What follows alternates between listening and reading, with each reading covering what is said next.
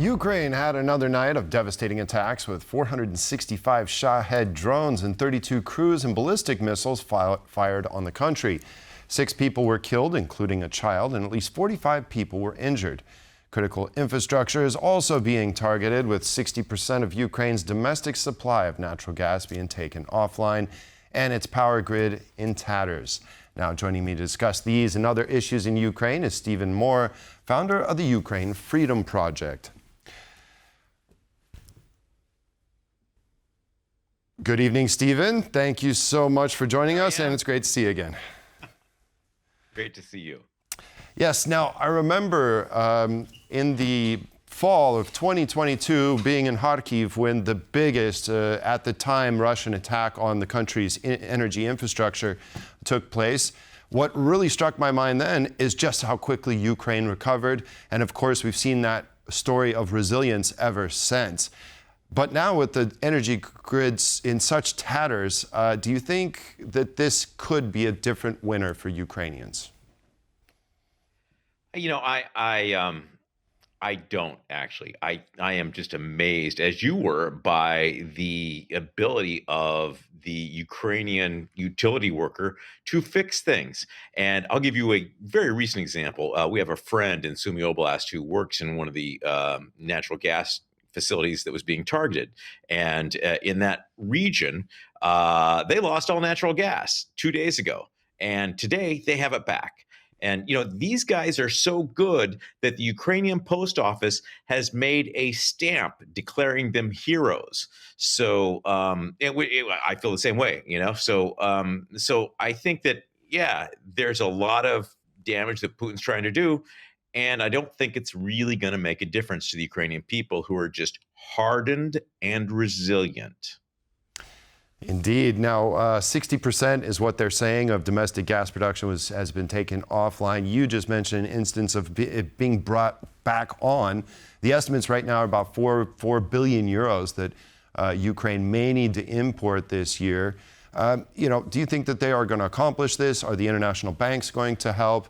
And maybe they don't even need that exact number, but maybe it'll be hopefully less.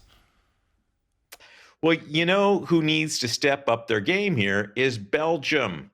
Belgium has bought something on the order of $6.5 billion worth of liquid natural gas from Russia, which Russia uses to build missiles and drones that do the damage like this to Ukraine's infrastructure. And Belgium also controls $200 billion worth of frozen Russian assets that could be used to really make a difference here. And they're not. And, you know, and they're talking. With friends like Belgium, who needs enemies? Exactly. Well, they've been talking for a long time. It's 3.5 years already. Well, we've also seen these Russian attacks from the sky drastically increase this year. In January, Russia was using about 83 Shahed drones per day. Now the average in September was 187. And Ukraine is still waiting on critical air defense systems from the West. Is it likely that these waves will have even more drones and even more devastation in the weeks and months ahead? Well, you know, Vladimir Putin stops when someone makes him stop. And I don't know if you've been following the Baltic Security Initiative, but on September 4th of this year, the Pentagon said that they're questioning whether they're going to renew funding for it. And on September 19th of this year, the Russians sent 3 MiG fighters into Estonian airspace. And actually, the attack on Poland was just slightly after the United States signaled weakness on the Baltic Security Initiative.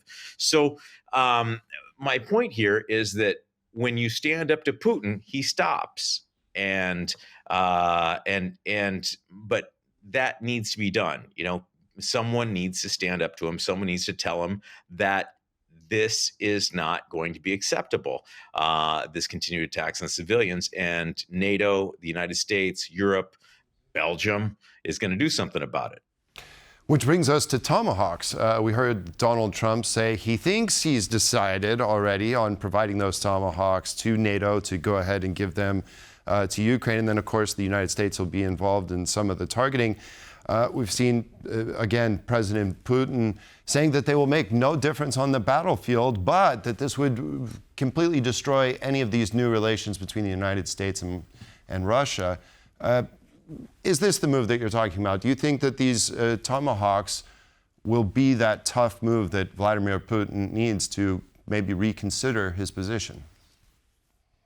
Well, I've been in Ukraine for 3.5 years. I've been watching Putin for all those 3.5 years. We've been watching him very closely. And there's one thing I figured out. There's one surefire way to tell if Putin is lying, and that is if his lips are moving.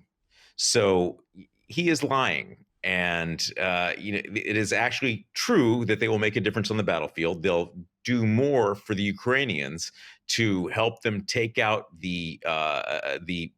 Russia is a gas station with an army, and Ukraine has been very highly skilled at this point of taking out the gas station.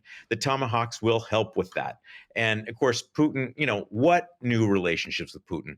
I was really heartened to see the First Lady, Melania Trump, take on the issue of Ukrainian children being abducted by Russia.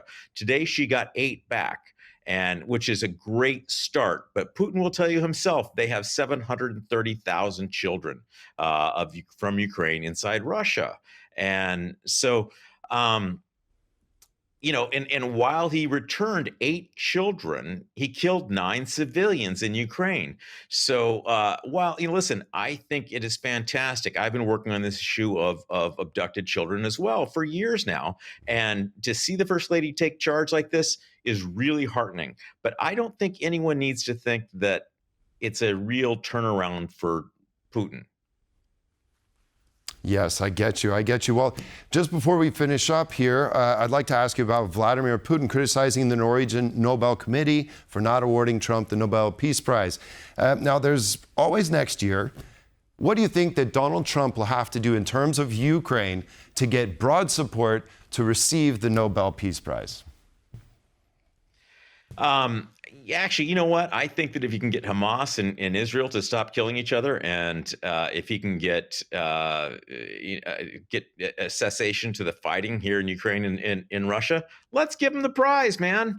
Look, if he only pulls off one of those, no one else has been able to do it for decades. So yeah, listen, if Trump wants the Nobel Peace Prize and actually figures out how to get peace in this area and in other parts of the world, I'm all for it, man. That's what the Peace Prize is about. So the Tomahawk, oddly enough, now the key to getting peace here in Ukraine is more weapons. So that's it's kind of a kind paradox. Of thing It's somewhat of a paradox, but I'm in total agreement with you. Let's give the guy a peace prize. Let's hope he can get it done. Stephen Moore, founder of the Ukraine Freedom Project. Always a pleasure to have you. Thanks for joining us. Yeah, really fun. We'll see you again soon. All right. And that concludes this edition of World News Tonight. Thank you all for joining us. Have a great evening, and we'll see you next time. Good night.